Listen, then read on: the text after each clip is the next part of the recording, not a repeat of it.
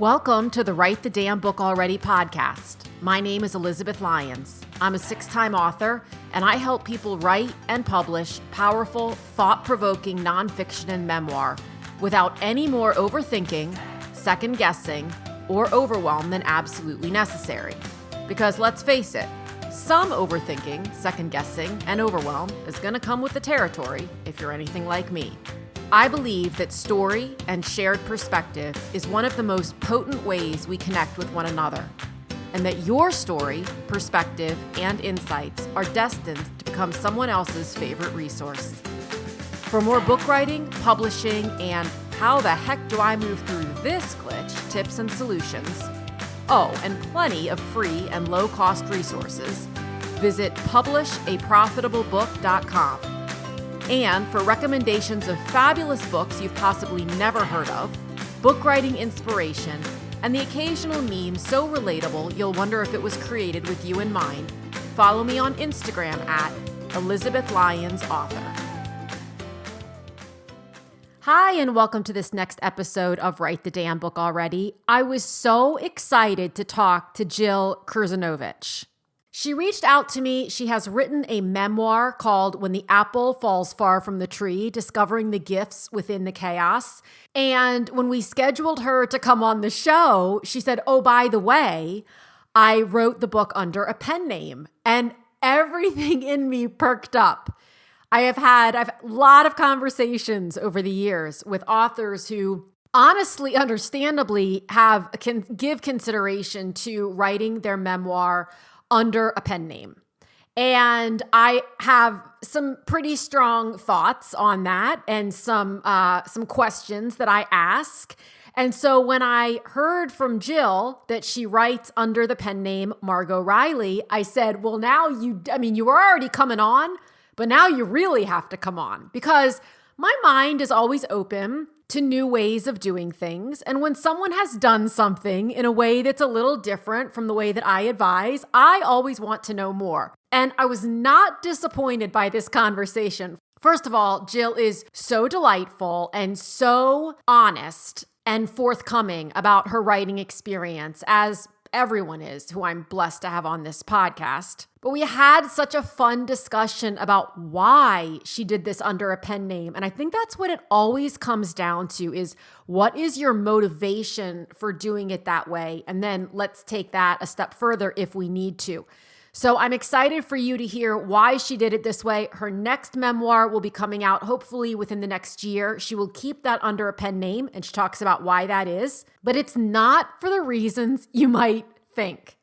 So to check out all things Jill, you can find her on Instagram at justbeingjill. Her website is the same, justbeingjill.com. I will link all of that up, including the link to her book, in the show notes below. I encourage you to follow her and snag up a copy of When the Apple Falls Far from the Tree. Her story is truly remarkable and inspiring, and just kind of like that happened. That's kind of how you feel each time something new is released. So with that, let's get right into the interview. I was so excited to talk to you because you are the first person I have come across who wrote memoir with a pen name. I love it. I'm glad I can be your first person. Yes, I am too, because I work with a lot of authors who are writing memoir or who are writing even transformative nonfiction, as I refer to it. And oftentimes, but specifically with memoir, when it's kind of a dicey topic, like I've worked with authors who are writing about domestic violence, and I'm writing with authors who have written about addiction, or I've worked with authors who have written about addiction. And they ask, well, should I maybe go under a pen name? And I'm going to be honest with you. My answer is always probably not. So I'm so excited to get so please tell us what prompted this. Well, I love that you asked this question, and it's a question I'm obviously asked quite a bit, even by my own family when I first initially self-published my book. I must start by admitting that I was very naive to the whole process. The first and foremost reason why I chose a pen name is because my actual name is Jill Krzyzanowicz. And nobody is going to be able to go out and spell that name and look me up and find me. So it was a no-brainer that I was going to pick a pen name. I had to put something else on the book. However, I did not know anything about the legalities involved in all of that business. I just knew I wanted to write a book and I was going to use a different name when I did. So I did do a little bit of research, and most of the research I could find pertaining to pen names was really just around fictional writers who just kind of sort of wanted an alias, not really, like you said, a memoirist who was, protecting their identity. And there was also the part that I really wasn't choosing one to protect my identity, at least at that point when I initially started writing. So I just wanted to pick a fancy pen name to go along with my story in the beginning. It was easy to pronounce and find without having to jump through hoops to explain how to spell it. Okay, that makes perfect sense. And initially, I initially picked the pen name Jillian Stemp, which still incorporated Jill. It was my grandmother's maiden name. I even bought the domain when I started my writing, like, okay, this is getting real, people. This is who I'm going to be. Fast forward to finishing my manuscript and deciding on a hybrid self-publishing company that I went with. And I brought them my manuscript and I explained that I wanted to publish in a pen name. And when they read it, they were like, oh, yes, you definitely need to publish in a pen name. And not because there was stuff in there that, obviously anybody can be sue happy and want to go after anybody, but there wasn't stuff in that was super big that was going to totally isolate and implicate somebody, but more of a cover your ass kind of thing. Like, yeah, this is a good idea. We think you should have a pen name. So I was like, oh, great. I've already got one. In fact, I already own the domain. And I told them the pen name and they were like, now that's too close to your real name. You have to pick something totally different. And I was like, I thought like they were just suggesting it. And so I was trying to get them to bend and they were like, no, we don't want you to keep that. And I was really disappointed initially. Like, no, I kind of already wrapped my heart and soul around that name. It kind of was paying homage to my grandmother. It still incorporated Jill because I felt like this is my story. I want to be able to tell it and share it. But I obviously also understood the legalities. And I knew that my book could potentially piss a few people off. So I decided that I better just suck it up and take their advice. I kind of went back to the drawing board. And it just so happened that at the same exact time this was going down, I was reading the book called The Alter Ego Effect by Todd Herman. And basically the premise of the book is the things you can do to step into an alter ego. And as I'm reading it, I'm kind of realizing that this whole memoir that I was writing was about all this shitastic stuff that went on in my life that I had survived. And that in an essence, I had put on an alter ego to get through all of this stuff. So I was like, you know what? I'm going to embrace this. I do have a freaking alter ego. She just doesn't have a name yet. So I decided it was time to name her. So I was very set on finding some Irish names to represent who I was going to be. I came across Margot. I liked the way it sounded. Margot is a form of Margaret. Margaret means pearl. Pearl comes from grit. If you knew my life, you know that grit encompasses the whole entire thing. So I was like, okay, that's the first name. Then I started Googling, searching out second names, and Riley means courageous. And I was like, all right, grit and courageous, and hence Margot Riley. Yeah. So it actually was, the steps that I had to take to get there actually really meant something. So at this point, I'm embracing the name. They're getting the book ready. They basically said, we're going to put a disclaimer at the front that all of the names in the story have been changed. And the places were changed as well. And we are also not going to include a photo of you on the back cover matter. So while there is a write-up about Margot Riley, my face is not associated. Again, this is another step they were taking. Now, all the while, I am communicating to them that while they may be doing it for purposes of anonymity, I was really just doing it more for respect to the people involved in my family. While I was very eager and anxious to share my story, I was not... I didn't want to drag anybody through the mud. I didn't want to hurt anybody. That was never my intention in telling the story. So I just wanted to be somewhat respectful. Like, look, this book is going to be born. I'm not going to say exactly who you are, but let's face it, the people in my life who are closest to me know exactly who I'm referring to. And that's just the way it has to be. When you write a memoir, the people involved with your party who know your party, pretty much know the key players, and there's no way around that. So fast forward, the book becomes published. And I have to admit that when I wrote this memoir and knew that I was going to publish it for the world, I told my immediate friends, I told my immediate family, because these are the cheerleaders who have been telling me my whole life, oh, girl, you need to write a story. You have got to tell this story. And I told, my Facebook people, my followers knew that I was doing it, but I was not doing any sort of promotion, any sort of marketing. I was just like, okay, I'm going to write this book and it's going to be born and we'll see what happens. So Margot Riley's on the book. The book is ready to get published and go public. And I had done nothing at all to present it. And I had a conversation with a longtime friend from my neighborhood, and we're talking, and she says to me, Jill, this story is going to help so many more people than it's going to hurt. And it was the permission slip I needed. It was the permission slip I needed. And literally that very same day, I called my newspaper and set up a press release. I booked at a book launch party with my husband. I booked 2 book signings at a local bookstore. And I was like, that's it. It's go time. She's right. This story is not just for me and the people I'm closest to. It's for everybody who needs to hear it and be validated. So then came the awkward part. How do you promote a freaking book when that's not even who you are? None of my Facebook accounts set up in this name. Nothing was linked to this name except the physicality of the book. So my first step was the press release. I was talking to the reporter at my local newspaper, and he's like, well, how are we going to handle this? And we kind of went back and forth. And then I just said out loud, I know.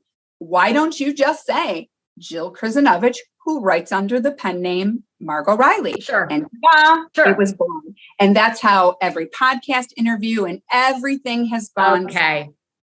Okay. So that's how you tied it all together. So ultimately, it does connect you. You're not trying to remain completely removed. And so there are so many aspects of this that I find so fascinating. When people ask me, well, should I, write this under a pen name? My response always has to do with 2 things. One is the why of it.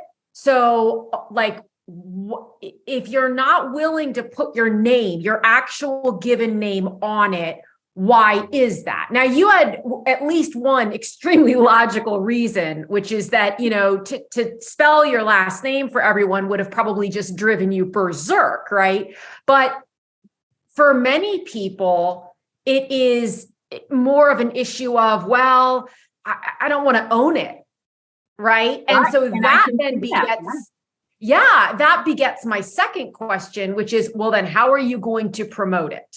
Because most of these individuals are writing the book in order to, I love what you said, it's going to help more people than it hurts. And that is the goal of every memoir writer I've worked with or talked to, is to help, to write it in service of helping others. Well, how are you going to do that if you cannot discuss it? So, and then are you going to create, right? It's like, I barely have time to be myself, let alone create. And I mean, as much as I love the Beyonce Sasha Fierce thing, and I'm like in my Sasha Fierce mode sometimes, the idea of having to create all new social media profiles and a whole new website and all of those things for the pen name is like, are you kidding me? So I love that you said how your ultimate solution was that it's you writing as this pen name. And I think you have such a good point there, in that if you're putting your story out there, you're putting it out there for a reason. So you're going to have to own it to some degree. And even though initially I was just thinking in my head, oh, I'm sharing this with my close friends and family and my 1,000 Facebook followers, I knew that there were going to be people that would come to me from this. And I can't even tell you how the floodgates opened. Holy moly, people I didn't expect. Really? Reaching out, oh, this resonated, or what did you do with this problem? And, the floodgates opened and I was validated in that, okay, this is the true purpose. But you're right. If you're publishing a book, you should definitely be owning it. And I think, obviously my reason for choosing a pen name is a lot different than hiding behind a pen name because of your story. And so maybe that is, the first step in counseling, if you will, somebody who thinks they need a pen name is what are your reasons? What are your motives for hiding behind it? Well, and I think it's so interesting that, the publisher you worked with is a hybrid publisher. So it is an author financed scenario. And I'm surprised, I guess, that they had such incredibly strong opinions. I run a hybrid publishing house, and I'm very clear in the agreement with my authors that if they get sued, they get sued. I don't get sued, right? So I would be shocked if your publisher didn't have a similar clause in their agreement. So I guess I'm surprised that they were so firm in their opinion. So adamant. And of course there was a clause. So you're right. I was surprised they were so too. Like I said, when they first told me, well, why don't you pick a different name? I was kind of like, nah. And they were like, yeah, we're going to need you to. So I guess it's, just double safe wall securing themselves. I guess, right? Yeah. Two-step security or something. So did anyone, the floodgates opened, which is always amazing. I'm always fascinated by the fact that when you get 1,000 people or 10 people who love your book, and then you get one who doesn't, we'll focus on the one for days on end, right? Did you get any backlash from anyone? I'm finding some wood to knock on. We are 2 years. We're over a year out, and so far, no backlash. Because really, in my book, there are three people who could be villains, one of which is my mother, who is already deceased. And the two other people, there really isn't anything in there that I couldn't back with police reports or things like that. So I would hope that they wouldn't dare to come forth and try to challenge any of that information. And I also think that I did a pretty good job as an author, shining the light on how tough and difficult and horrific times were, with still keeping a little bit of kindness to what happened. I'm sugarcoating just a little bit, just enough that it wasn't so awful, I suppose. So I hope my hopes were that when those people read the book, that's the feeling they would have.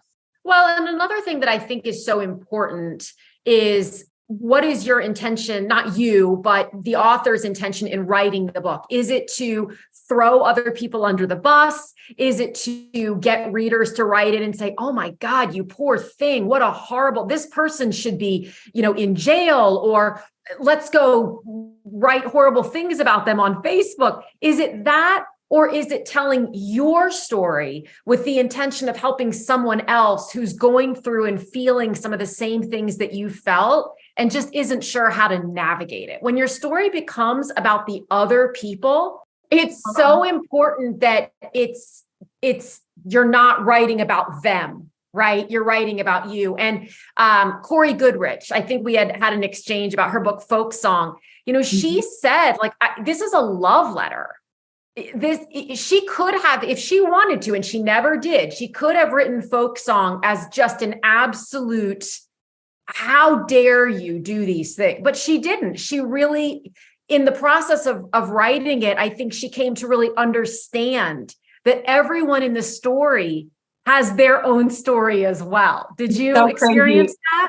I did. It's so crazy to hear you say that, because that's exactly what happened with mine. And I encourage everybody, even if they don't want to publish a book, to write if they're healing, because it is such a cathartic healing journey. And so much so that I wrote my whole book. And when I was about 75% done, I stopped and I literally had an epiphany of, wow, there is a silver lining, a little gift in each and every one of these chapters. And I literally pulled it out.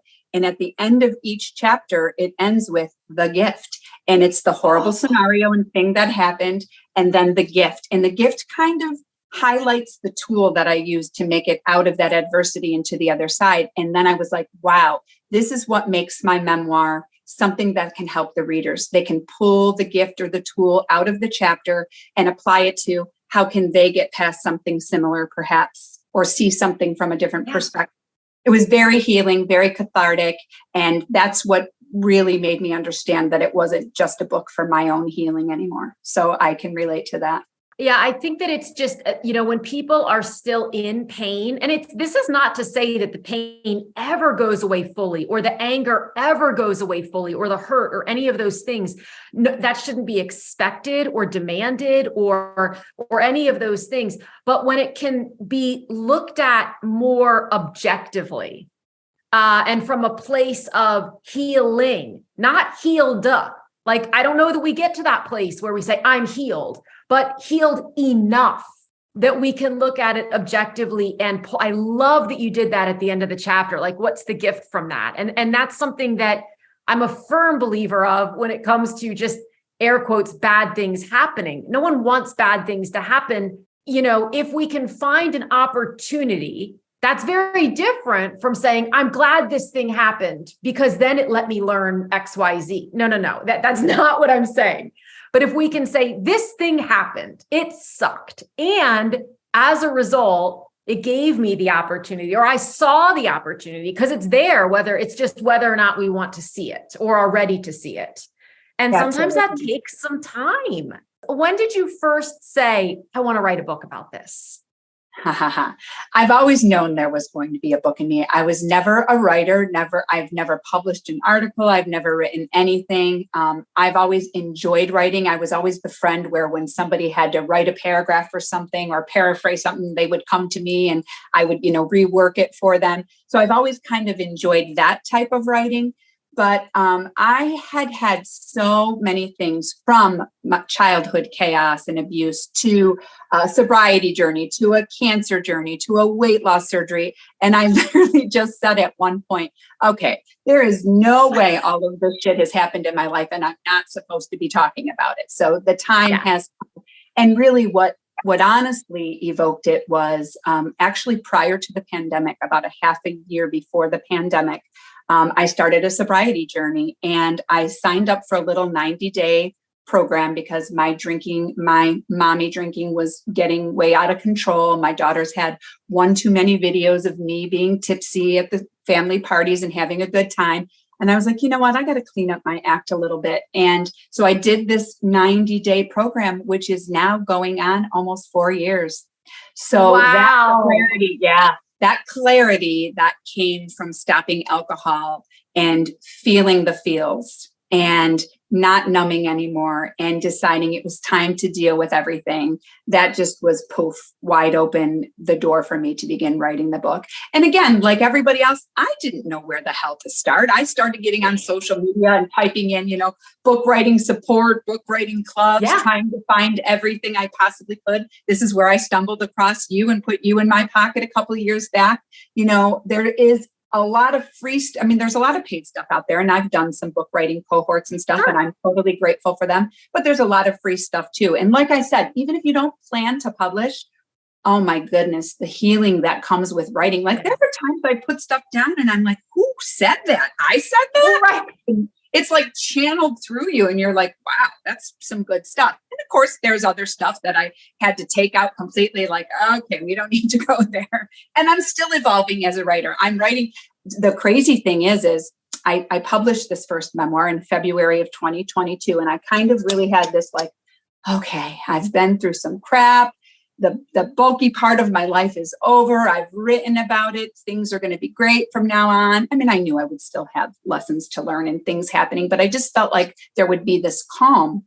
And no sooner than when I finished that book, I took a DNA test with my brother and found out that my father is not my biological father. And I was like, thank God you put the pin in the book. Because otherwise you would have said, the book is clearly not finished. I just couldn't believe it. And so that happened a year and a half ago. And I have literally been writing the whole story as it evolves. So I'm super excited to share the second part of my memoir. Yes. Well, and that was a question I had actually was, in writing and in getting started, did you ever feel like, oh my gosh, because I hear this a lot, is this all one book or is this 4 books. Is it a sobriety book and a weight loss book and a cancer book and did you have that kind of feeling? I did, and I do. Even now, looking back in reading my memoir, it was kind of, memoir isn't usually start to finish. That's a biography, you know what I mean? Right. But my memoir kind of was, in that it was telling the story from my now perspective and where I am, but I had to go back to make sense of how I got to where I am here. So in essence, my first memoir, it's from my earliest childhood memory, kind of up until now. And it was snapshots. Even though they weren't essays, it was snapshots of a linear time frame in my life, if you will. So now I'm writing a completely different memoir, because this is just honed in on one chapter and episode of my life. And each chapter is with a different angle of the same thing happening. So it's pretty neat to have experience now in writing both ways. And this is such a potent topic, right? The NPE, non-parental event. Is that what it stands for? Yeah. They call it that, and it also stands for not parent expected, non-parental event. Yes. Okay. Interchangeable. And it's sort of, I had never experienced talked to anyone who had experienced this before Corey Goodrich. And I don't know if you know this, but her story, what she explained to me is there are so many people now who through Ancestry.com and 23andMe, they're finding this out. There are huge Facebook groups of thousands of people, who are finding this out. And I don't know if you knew this, we've talked about this publicly, but as it turned out, because her biological mother has passed away, the father who raised her, she considers her father, has passed away. Her biological father, who she found out later was her biological father, passed away before she found out that he was her biological father. My father worked with her biological father.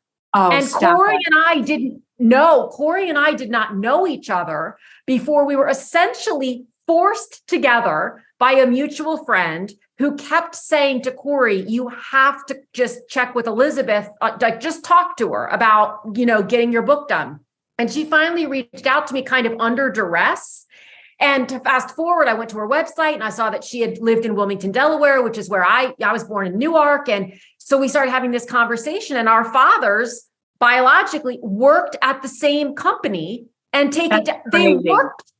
So she's never met another person who knew her. And I've been able to ask my dad questions about her father, and, they were both chemical engineers. It was just nuts. So I don't want to say what a great space, but it's wonderful that there will be more resources out there for all of these people who I agree. I'm in these groups that you just mentioned, and there's, even when I was on my cancer journey and I went to Facebook and I found the cancer groups, there is nothing like relating to people who are going through what you're going through that nobody else can understand, and I'm sure with Corey, her too, well, your father's still your father. And people say all these things, or, oh, you're strong, you're going to get through cancer. But people don't understand that when you're the person going through it, those are not the words that are helping. And you're right. The more people and resources and books and podcasts that are out there, I'm signed up to talk on a few podcasts coming up in the NPE world. And I can't wait to do more once my book comes out and it gets published in the near future, because that's what it's all about. We have the voice. If we can speak it, if we can write it, it is our call of duty to get out there and share so that people realize. Because just like you said, when I got in those groups and I'm like, oh my God, my dad's not my dad. And guess what? There was a bazillion people in there with the same story. It wasn't just me. And I'm like, wow. I'm really not that special. This happened in, the 60s and 70s were clearly a good time. Right?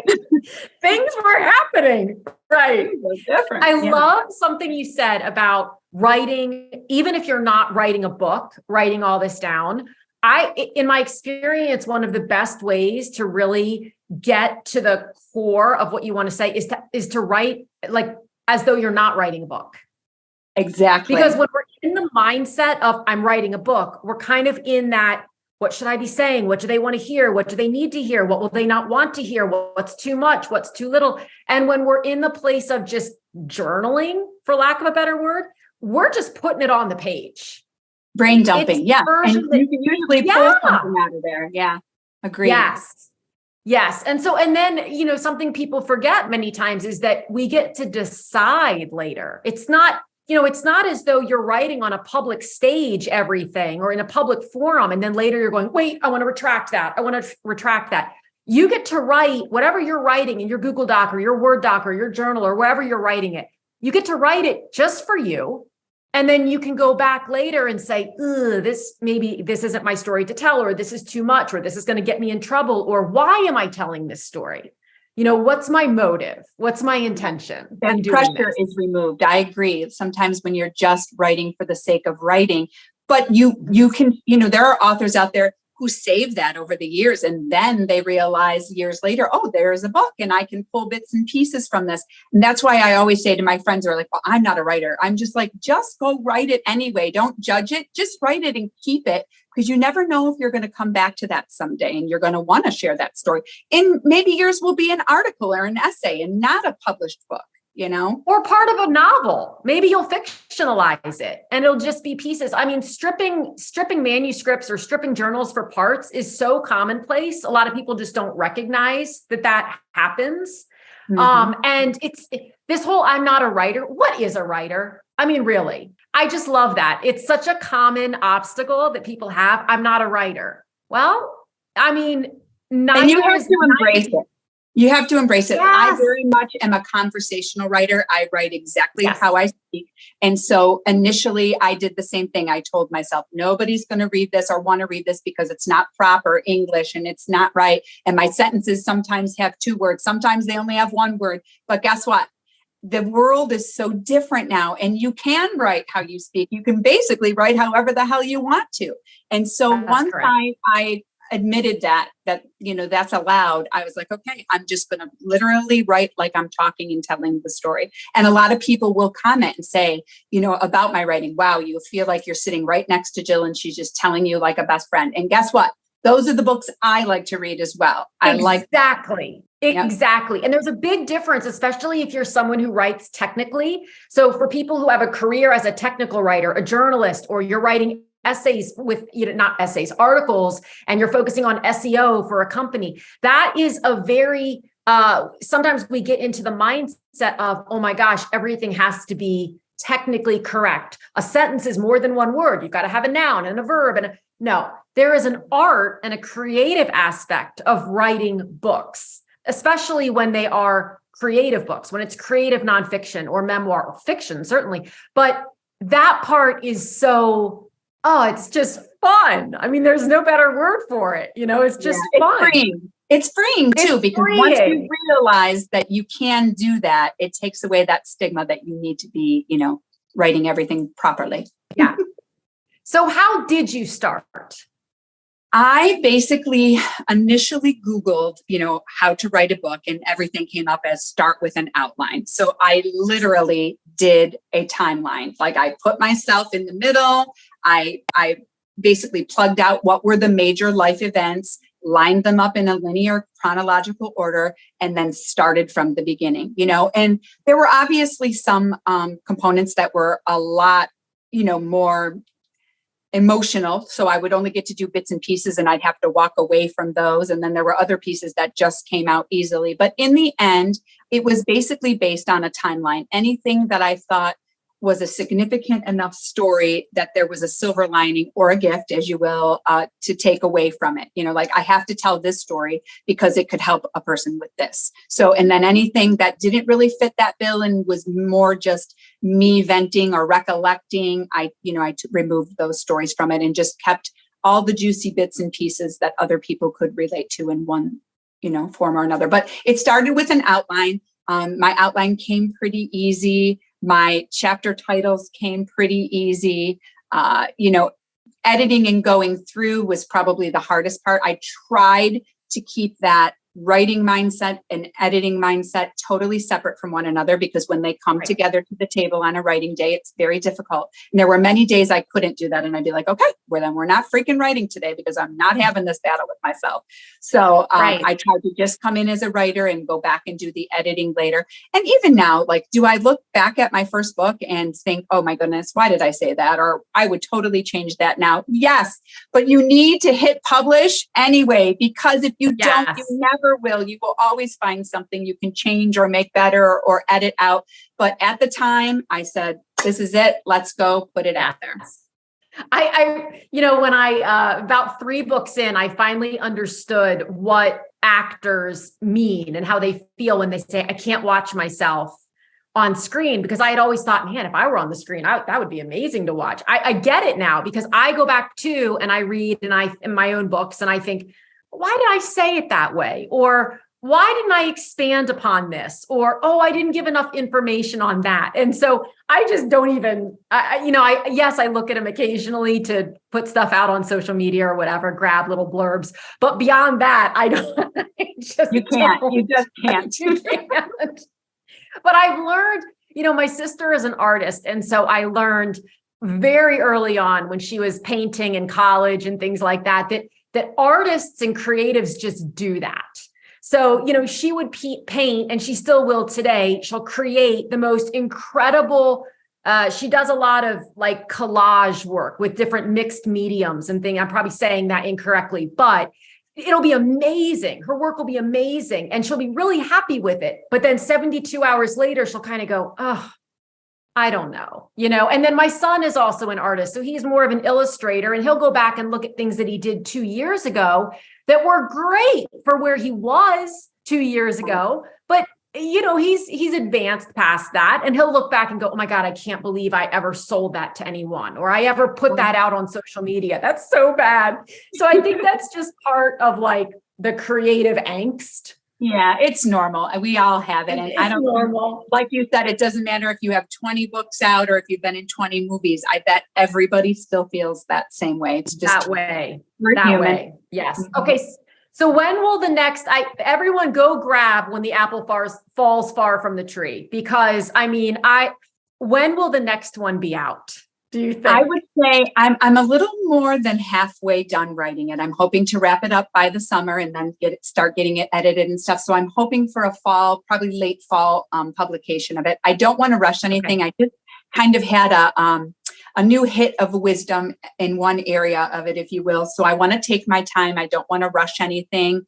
And I feel like, there's something telling me there's a little more that needs to be said in one part of it. So I want to be a little more careful with the second one before I put it out, make sure that it feels just right. But this second one is going to be called, so the first one, as you mentioned, is called When the Apple Falls Far from the Tree. And it's basically a story about me being so different from my mother and father. Yes. And then, of course, I told you we had this DNA surprise. So now the second book is going to be called When You Shake the Family Tree. So it's going to be all about this DNA journey. That's beautiful. Now, are you going to do that one under the same pen name?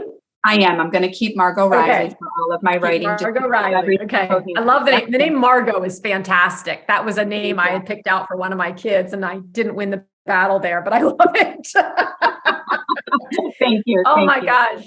Well, thank you so much for joining me and telling us about your journey and your experience and just the truth of the behind the scenes of how it all really goes down. Oh, my pleasure. And like I said, I hope that anybody who ever thinks about writing just does it. The hardest part is always getting started. There are plenty of resources and people like you out there that can help guide it and make it happen. And I am so happy that my book is in the world. I'm looking forward to getting the next one in the world. I don't know if there'll be more after that, but I have definitely found my voice. I have definitely embraced Margot Riley as my alter ego, and I look forward to what she has in store for the future. Thank you so much for tuning in. If you enjoyed this episode, this is your friendly reminder to follow or subscribe, leave a quick review, and share it with someone you know has a great story or message, but isn't sure what to do next. Also, remember to check out publishaprofitablebook.com for book writing resources and tips, and to see all the ways we can work together to get your book out into the world. Again, Thanks so much for listening, and I'll talk with you again soon.